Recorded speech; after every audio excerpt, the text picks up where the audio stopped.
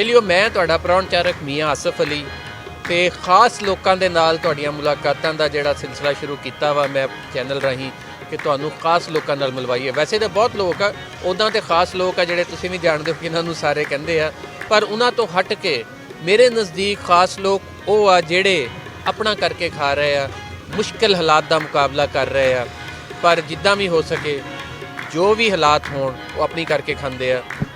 ਅੱਜ ਮੈਂ ਮਾਲ ਰੋਡ ਤੇ ਆਇਆ ਸੀ। ਹਾਲ ਰੋਡ ਤੇ ਜਦੋਂ ਆਇਆ ਤੇ ਇੱਥੇ ਇੱਕ ਬੱਚੇ ਨੂੰ ਮੈਂ ਦੇਖਿਆ। ਬੱਚਾ ਛੋਟਾ ਜਿਹਾ ਬੱਚਾ ਵਾ, ਕਿੰਨੀ 12 ਸਾਲ ਦਾ ਹੋਏਗਾ, 10 ਸਾਲ ਦਾ ਹੋਏਗਾ। ਆ ਨਿੰਮਕੋ ਵੇਚ ਰਿਹਾ ਸੀ। ਆ ਦੇਖੋ, ਇਹ ਨਿੰਮਕੋ ਦੇ ਕੋਲ ਆ ਟੋਕਰੀ ਦੇ ਵਿੱਚ, ਤੇ ਨਾਲ ਕੋਈ ਹੋਰ ਸਪਾਰੀਆਂ ਜੀਆਂ ਸੀ। ਮੈਂ ਇਹਨੂੰ ਪੁੱਛਿਆ, ਉਹ ਮੈਂ ਕਿਹਾ ਬੇਟਾ ਤੂੰ ਪੜ੍ਹਦਾ ਨਹੀਂ? ਕੀ ਉਹਨੇ ਜਵਾਬ ਦਿੱਤਾ, ਕੀ ਗੱਲਬਾਤ ਹੋਈ, ਉਹ ਸਾਰੀ ਹੁਣ ਉਹਦੇ ਨਾਲ ਹੀ ਗੱਲ ਕਰਦੇ ਆ, ਉਹਦੇ ਮੂੰਹੋਂ ਹੀ ਤੁਸੀਂ ਸੁਣੋ। ਬੇਟਾ ਕੀ ਨਾਂ ਤੇਰਾ? अब्दुल्ला। ਤੇ ਕਿੰਨੀ ਉਮਰ ਹੈ ਤੇਰੀ? 12 साल। ਪੜ੍ਹਦਾ ਨਹੀਂ? नहीं पढ़ता था पहले। ਕਿੰਨੀ ਤੱਕ ਪੜ੍ਹਿਆ ਪਹਿਲੇ? 5। ਅੱਛਾ, ਤੇ ਪੜ੍ਹਾਈ ਛੱਡ ਕਿਉਂ ਦਿੱਤੀ? बस मजबूरी थी, बेटा मजबूरी की मजबूरी सी क्यों छड़नी पड़ी पढ़ाई? महंगाई बहुत हो गई थी ना, इसलिए फिर अब्बू की दवाइयाँ भी बड़ी महंगी आती हैं। की होया वाले साहब तेरे? काला युरकान होया। वो की करते सी पहले? वो पहले यही काम करते सी। अच्छा, पहले वो ये बेचते सी।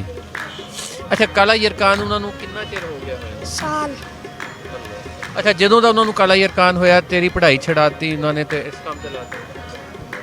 जी। ਕਿੰਨੇ ਭੈਣ ਭਾਈ ਹੋ ਤੁਸੀਂ? 4 भाई 1 बहन। ਵੱਡੇ ਵੀ ਆ ਤੇਰੇ ਤੋਂ ਕਿ ਛੋਟੇ ਆ? छोटे छोटे। ਅੱਛਾ, ਸਾਰੇ ਤੇਰੇ ਤੋਂ ਨਿੱਕੇ, ਤੂੰ ਇਕੱਲਾ ਹੀ ਵੱਡਾ। ਯਾਨੀ ਕਿ ਤੁਸੀਂ ਦੇਖੋ ਯਾਰ, ਕਮਾਲ ਹੈ ਵੈਸੇ ਕਿ ਇਹ ਬੱਚਾ ਜਿਹੜਾ ਵਾ ਆਪਣੇ ਘਰ ਦਾ ਵੱਡਾ ਬਣਿਆ ਹੋਇਆ, ਬਾਪ ਇਹਨਾਂ ਦਾ ਬਿਮਾਰ ਹੋਇਆ। ਤਕਲੀਫ ਹੁੰਦੀ ਹੈ ਇਹਨਾਂ ਨੂੰ ਦੇਖ ਕੇ, ਅਫਸੋਸ ਵੀ ਹੁੰਦਾ ਬੜਾ ਕਿ ਯਾਨੀ ਕਿ ਉਹਦਾ ਵਾਲਦ ਬਿਮਾਰ ਹੋਏ ਔਰ ਉਹਨੇ ਮੰਗਣ ਲਈ ਨਹੀਂ ਨਿਕਲਿਆ ਬਾਹਰ। ਉਹਨੇ ਕਿਹਾ ਕਿ ਮੈਂ ਜਾ ਕੇ ਬਾਹਰ ਕੰਮ ਕਰ ਲਾਂ, ਜਿਹੜਾ ਜ਼ਾਹਿਰੀ ਗੱਲ ਉਹਦਾ ਵਾਲਦ ਕਰਦਾ ਸੀ। ਕੋਈ ਦੁਕਾਨ ਹੁੰਦੀ ਤਾਂ ਉਹਨੇ ਵਿਚਾਰੇ ਨੂੰ ਦੁਕਾਨ ਤੇ ਬਹਿ ਜਾਣਾ ਸੀ ਉਹਨਾਂ ਦੀ, ਤੇ ਜਾ ਕੇ ਦੁਕਾਨ ਜ਼ਾਹਿਰ ਜੇ ਉਹਨਾਂ ਦਾ ਕੋਈ ਰੇਹੜੀ ਹੁੰਦੀ, ਕੋਈ ਦੁਕਾਨ ਹੁੰਦੀ, ਉਹ ਜਾ ਕੇ ਦੁਕਾਨ ਤੇ ਬਹਿ ਜਾਂਦਾ, ਉਹਨਾਂ ਦੇ ਨਾਲ ਦੁਕਾਨ ਦਾ ਸਿਲਸਿਲਾ ਸ਼ੁਰੂ ਕਰ ਦਿੰਦਾ। ਪਰ ਉਹਦਾ ਬਾਪ ਜਿਹੜਾ ਸੀਗਾ ਉਹ ਵੇਚਦਾ ਸੀਗਾ ਛੋਟੀਆਂ ਮੋਟੀਆਂ ਸ਼ੈਵਾਂ। ਉਹਨੇ ਉਹੀ ਚੁੱਕਿਆ। ਕਿੱਥੋਂ ਬੇਟਾ, ਕਿੱਥੋਂ ਲੈ ਕੇ ਆਉਂਦਾ ਸਾਰਾ ਕੁਝ? मैं मोची गेट से चल के आता हूँ। ਮੋਚੀ ਗੇਟ ਤੋਂ ਲੈ ਕੇ ਆਉਂਦਾ? ਮੋਚੀ ਗੇਟ ਤੇ ਇੱਥੋਂ ਯਾਰ ਬਹੁਤ ਦੂਰ ਆ। ਕਿੱਦਾਂ, ਕਿਹੜੀ ਸ਼ਹਿਰ ਤੇ ਆਉਂਦਾ ਉੱਥੇ? पैदल। ਅੱਛਾ, ਉੱਥੋਂ ਲੈ ਕੇ ਪੈਦਲ ਵੇਚਦਾ ਹੋਇਆ ਇੱਧਰ ਆਉਂਦਾ? ਯਾਰ ਕਮਾਲ। ਅਸੀਂ ਨਹੀਂ ਤੁਰ ਸਕਦੇ ਇੰਨਾ, ਯਾਨੀ ਕਿ ਆਮ ਬੰਦਾ ਇੰਨਾ ਪੈਦਲ ਚੱਲ ਨਹੀਂ ਸਕਦਾ। ਮੈਂ ਹੈਰਾਨ ਹੋ ਰਿਹਾ ਸੁਣ ਕੇ। ਤੇ ਘਰ ਕਿੱਥੇ ਤੇਰਾ? स्टेशन के आगे यादगार के पीछे। ਯਾਦਗਾਰ ਕੋਲ ਘਰ ਆ? ਅੱਛਾ, ਉੱਥੋਂ ਕਿਹੜੀ ਸ਼ਹਿਰ ਤੇ ਮੋਚੀ ਗੇਟ ਤੇ ਆਉਂਦਾ? पैदल ही आते हैं। ਯਾਨੀ ਸਟੇਸ਼ਨ ਯਾਦਗਾਰ ਤੋਂ ਉੱਠਦਾ ਵਾਂ, ਉੱਥੋਂ ਮੋਚੀ ਗੇਟ ਪੈਦਲ ਆਉਣਾ? जी। और यहाँ से फिर न्यू हॉस्पिटल से आगे फिर लॉरर स्टेशन है, उसके आगे थोड़ा चल के फिर 10 रुपये देगी यादगार गेट। ਯਾਨੀ ਇਹ ਬੱਚਾ ਤੁਸੀਂ ਦੇਖੋ, ਮੋਚੀ ਗੇਟ ਦਾ ਇੱਥੋਂ ਚੰਗਾ ਭਲਾ ਫਾਸਲਾ ਵਾ। ਮੋਚੀ ਗੇਟ ਵੀ ਸਾਡੇ ਨਾਲ ਨਹੀਂ ਹੈਗਾ, ਤੇ ਉੱਥੋਂ ਇਹ ਲੈ ਕੇ ਵੇਚਦਾ ਫਿਰ ਰਿਹਾ ਵਾ। ਤੇ ਯਾਰ ਵੇਚਣ ਦਾ ਤੈਨੂੰ ਖਿਆਲ ਆਇਆ ਇਹ ਚੀਜ਼ਾਂ? ਤੇ ਇੱਥੇ ਤੇ ਬੜੇ ਲੋਕ ਬੱਚੇ ਆ ਜਿਹੜੇ ਮੰਗਦੇ ਫਿਰਦੇ ਹੁੰਦੇ ਆ ਇਸ਼ਾਰਿਆਂ ਤੇ। उन्हों को ये नहीं ना पता हराम नहीं खाना। जब बंदा भूखा सो जाए वो सो जाए, हराम नहीं खाना चाहिए। देने वाला ते अल्लाह बस, ते अन्ना ने सास नहीं ना ही। ਇਹ ਕੀਤੀ ਨੇ ਗੱਲ ਸਾਡੀ ਪੰਜਾਬੀ ਜਵਾਨਾਂ ਵਾਲੀ ਕਿ ਬੰਦਾ ਭੁੱਖਾ ਮਰ ਜਾਵੇ, ਭੁੱਖਾ ਸੌ ਲਵੇ, ਪਰ ਮੰਗ ਕੇ ਨਹੀਂ ਖਾਣਾ। ਕਰ ਰਿਹਾ ਵਾ ਆਪਣਾ।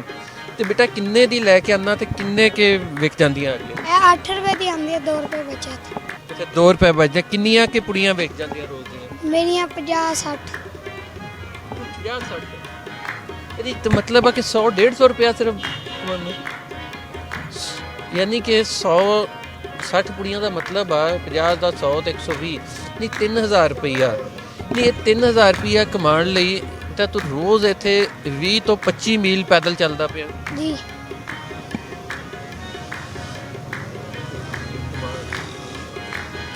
ਦੇਖੋ ਇਹ ਲੋਕ ਆ ਜਿਹੜੇ ਮੁਸਤਹਿਕ ਆ। 3000 ਚ ਗੁਜ਼ਾਰਾ ਕਿੱਦਾਂ ਹੁੰਦਾ ਤੁਹਾਡਾ? बस महंगाई है, एक दिन की रोटी खाएगी, एक दिन की नहीं। ਯਾਰ ਕਮਾਲ ਆ ਵੈਸੇ ਦੀ ਗੱਲ ਸੁਣ ਕੇ ਮੇਰੇ ਤੇ ਆਪ ਅਫਸੋਸ ਵੀ ਹੋ ਰਿਹਾ ਕਿ 3000 ਰੁਪਈਆ ਇਹ ਬੱਚਾ ਕਮਾ ਰਿਹਾ ਆਪਣੇ ਘਰ ਲਈ। ਚਾਰ ਭਾਈ ਹੋ ਤੁਸੀਂ, ਛੋਟੇ ਤੇਰੇ ਇੱਕ ਭੈਣ, ਯਾਨੀ ਕਿ ਇਹਦੇ 5 ਨਿੱਕੇ ਭੈਣ ਭਰਾ।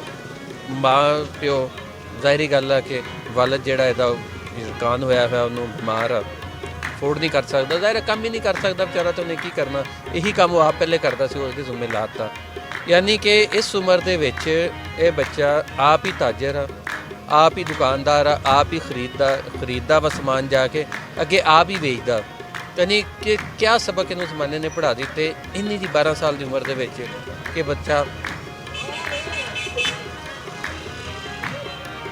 ਸਾਰਾ ਕੁਛ। ਇਹਦੀ ਅਫਸੋਸਨਾਕ ਸੂਰਤ ਹਾਲ ਹੈ ਕਿ ਸਾਡੇ ਇੱਥੇ ਅਸੀਂ ਲੱਖਾਂ ਰੁਪਏ ਲੰਗਰਾਂ 'ਤੇ ਜ਼ਾਇਆ ਕਰ ਦਿੰਦੇ ਹਾਂ, ਅਸੀਂ ਜਾਈਦਾ ਵਾ ਫੰਕਸ਼ਨਾਂ ਦੇ ਉੱਤੇ ਜ਼ਾਇਆ ਕਰ ਦਿੰਦੇ ਹਾਂ, ਆਪਣੇ ਨਮੂਦੋ ਨੁਮਾਇਸ਼ ਲਈ ਜ਼ਾਇਆ ਕਰ ਦਿੰਦੇ ਹਾਂ। ਯਾਨੀ ਕਿ ਪਰ ਕਿਸੇ ਨੂੰ ਐਵੇਂ ਦੇ ਲੋਕ ਨਹੀਂ ਦਿਸਦੇ, ਐਵੇਂ ਦੇ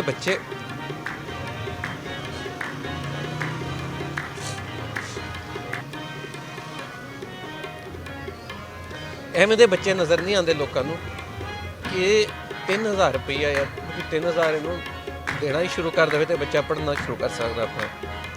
ਇਵੇਂ ਦੇ ਅਸੀਂ ਰੋਜ਼ ਲੋਕਾਂ ਨੂੰ ਮਿਲਦੇ ਹਾਂ, ਹਰ ਪਾਸੇ ਜਾਈਦਾ। ਅਜੀਬ ਮੁਆਸ਼ਰੇ ਦੇ ਵਿੱਚ ਅਲਮੀਆਂ ਸਾਡੇ ਕਿ ਅਸੀਂ ਹਰ ਪਾਸੇ ਇੰਨਾ ਪੈਸਾ ਜ਼ਾਇਆ ਕਰ ਦਾਂਗੇ, ਹਰ ਪਾਸੇ ਜ਼ਾਇਆ ਕਰ ਦਿੰਦੇ ਹਾਂ ਆਪਣੇ ਕੱਪੜਿਆਂ ਦੇ ਉੱਤੇ। ਅੱਜ ਇੱਕ ਕੋਟ ਲੈਣ ਚਲੇ ਜਾਈਏ ਅਸੀਂ, 10000 ਤੋਂ ਘੱਟ ਦਾ ਨਹੀਂ ਲੱਭਦਾ।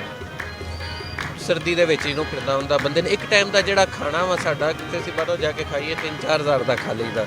ਤੇ ਐਵੇਂ ਦੇ ਬੱਚੇ ਵੀ ਹੈਗੇ ਜਿਹੜੇ ਇੱਥੇ ਸਿਰਫ ਇੰਨੇ ਪੈਸਿਆਂ ਲਈ ਆਪਣਾ ਬਚਪਨ, ਜਿਨ੍ਹਾਂ ਨੇ ਬਚਪਨ ਤੇ ਦੇਖਿਆ ਹੀ ਨਹੀਂ ਨਾ ਉਹਨਾਂ ਨੇ ਕਿ ਬਚਪਨ ਹੁੰਦਾ ਕੀ ਆ। ਬਹਰਹਾਲ ਇਹ ਲੋਕ ਆ ਜਿਹੜੇ। ਅੱਛਾ ਬੇਟਾ, ਤੇਰਾ ਕੋਈ ਫ਼ੋਨ ਨੰਬਰ ਵੀ ਹੈਗਾ, ਕੋਈ ਮੋਬਾਈਲ ਤੇਰੇ ਕੋਲ? ਤੇਰੇ ਨਾਲ ਰਾਬਤਾ ਕਰਨਾ ਹੋਵੇ ਤੇ ਕਿਵੇਂ ਹੋ ਸਕਦਾ? ਮੇਰੇ ਸਾਥ ਵਾਲੇ ਜੋ ਉਹਨਾਂ ਦਾ ਫੋਨ ਨੰਬਰ ਲੈ ਲੈ। ਇਹ ਜਿਹੜੀ ਬਿਰਿਆਨੀ ਵਾਲੀ ਰੇਹੜੀ ਇੱਥੇ ਡੇਲੀ ਆਉਂਦਾ? ਅੱਛਾ, ਇਹ ਹਾਲ ਰੋਡ ਤੇ ਬਿਰਿਆਨੀ ਵਾਲੀ ਇੱਕ ਰੇਹੜੀ ਹੈ, 30 ਰੁਪਏ ਦੀ ਬਿਰਿਆਨੀ ਜਿਹੜੇ ਵੇਚਦੇ ਆ। ਇਹ ਸ਼ਾਮ ਨੂੰ ਡੇਲੀ ਇਹ ਬੱਚਾ ਲੰਘਦੇ ਹੋਏ ਉੱਥੇ ਆਉਂਦਾ ਵਾ। ਜੇ ਕਿਸੇ ਨੇ ਕਦੀ ਕੁਛ ਰਾਬਤਾ ਵੀ ਕਰਨਾ ਹੋਵੇ ਤੇ ਇਹਦੇ ਨਾਲ ਕੀਤਾ ਜਾ ਸਕਦਾ। ਔਰ ਮੇਰੇ ਖਿਆਲ 'ਚ, ਮੈਂ ਅੱਜ ਤੱਕ ਕਿਸੇ ਲਈ ਨਹੀਂ ਕਿਹਾ ਕਿ ਕਿਸੇ ਦੇ ਨਾਲ ਕੋਈ ਤਾਵਨ ਕਰੇ, ਪਰ ਮੇਰੇ ਖਿਆਲ 'ਚ ਇਹ ਲੋਕ ਜਿਹੜੇ ਆ ਵਾਕਈ ਮੁਸਤਹਿਕ ਆ। ਜੇ ਕੋਈ ਇਹਦਾ ਨਾਲ ਕਰਨਾ ਚਾਹੁੰਦਾ ਵਾ ਕਿ ਨਹੀਂ, ਉਹ ਤਾਂ ਮੰਗਣਾ ਤਾਂ ਉਹਨੇ ਹੈ ਹੀ ਨਹੀਂ ਨਾ, ਕਿਸੇ ਕੋਲੋਂ ਮੰਗ ਸਕਦਾ ਹੀ ਨਹੀਂ। ਕਿਸੇ ਵੀ ਹੋਰ ਤਰੀਕੇ ਦੇ ਨਾਲ ਕੋਈ ਉਹਦੀ ਇਮਦਾਦ ਕਰ ਸਕਦਾ, ਕਿਸੇ ਬਾਇਜ਼ਤ ਤਰੀਕੇ ਦੇ ਨਾਲ ਕੰਮ ਕਰਾ ਕੇ, ਜਾਂ ਇਹਦੀ ਕੋਈ ਪੜ੍ਹਾਈ ਦਾ ਜ਼ਿੰਮਾ ਲੈ ਕੇ। ਤੇ ਬਹਰਹਾਲ ਇੱਥੇ ਵੀ ਰਾਬਤਾ ਕੀਤਾ ਜਾ ਸਕਦਾ, ਸਾਡੇ ਨਾਲ ਵੀ ਕੀਤਾ ਜਾ ਸਕਦਾ, ਅਸੀਂ ਵੀ ਕਰਾ ਸਕਦੇ ਹਾਂ ਜੇ ਕੋਈ ਨਾਲ ਕਰਨਾ ਚਾਹੁੰਦਾ। ਨਹੀਂ ਤੇ ਹਾਲ ਰੋਡ 'ਤੇ ਇੱਥੇ 30 ਰੁਪਏ ਬਿਰਿਆਨੀ, ਅਜ਼ੀਮ ਬਿਰਿਆਨੀ ਹੈ ਹੀ ਆ, ਆਜ਼ਮ ਬਿਰਿਆਨੀ, ਉੱਥੇ ਵੀ ਆ ਕੇ ਇਹਨਾਂ ਦੇ ਨਾਲ ਰਾਬਤਾ ਕੀਤਾ ਜਾ ਸਕਦਾ। ਬਹਰਹਾਲ ਐਸੇ ਲੋਕ ਜਿਹੜੇ ਆ ਵਾਕਈ ਸਾਡੀ ਤੁਹਾਡੀ ਹਰ ਕਿਸੇ ਦੀ ਤਵੱਜੋ ਦੇ ਮੁਸਤਹਿਕ ਆ।